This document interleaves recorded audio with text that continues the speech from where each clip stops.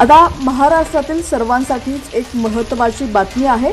राज्यातील पावसाची सध्याची स्थिती आणि हवामान विभागाचे ताजे अंदाज आज आपण या व्हिडिओच्या माध्यमातून पाहणार आहोत। पण त्याआधी तुम्ही जर HPN मराठी न्यूज चॅनल पहिल्यांदाच पाहत असाल आणि अजूनही चॅनलला सबस्क्राइब केलेले नसेल तर नक्की सबस्क्राइब करा, जेणेकरून आमचे अपडेट्स लवकरात लवकर तुमच्यापर्यंत पोहोचतील। महाराष्ट्रातील काही भागांना गेल्या काही दिवसांपासून मुसळधार पावसाने झोडपून काढलंय। रत्नागिरी जिल्ह्यात अतिवृष्टीमुळे 27 लाखांपेक्षा जास्त नुकसान झालंय, तर दापोली तालुक्यात घरांची, गोठ्यांची आणि रस्त्यांची मोठी हानी झालेली आहे। तर दुसरीकडे पुण्यामध्ये भीमा नदीला पूर आल्यानं दौंड आणि शिरूर तालुक्यांमधील गावांचा संपर्क तुटलाय। अनेक पूल पाण्याखाली गेल्यानं शेतकऱ्यांचं मोठं नुकसान झालंय। त्याचप्रमाणे पुण्यातील वरंदा घाटात दरडी कोसळण्याच्या घटनांमुळे 30 सप्टेंबरपर्यंत वाहतूक बंद ठेवण्यात आलेली आहे।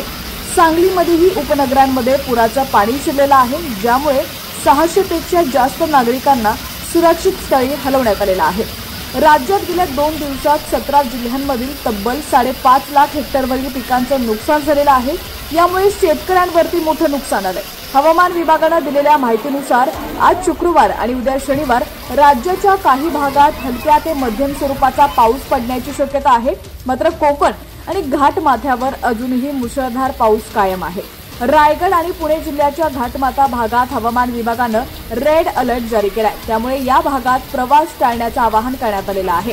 दरम्यान या सगळ्यात आता शेतकऱ्यांसाठी देखील एक महत्त्वाची सूचना आहे। घाटमाथ्यावर आणि इतर मुसळधार पावसाच्या भागात असलेल्या शेतकऱ्यांनी आपल्या पिकांची काळजी घ्यावी। पाण्याचा निचरा योग्य प्रकारे होत आहे की नाही हे तपासावं।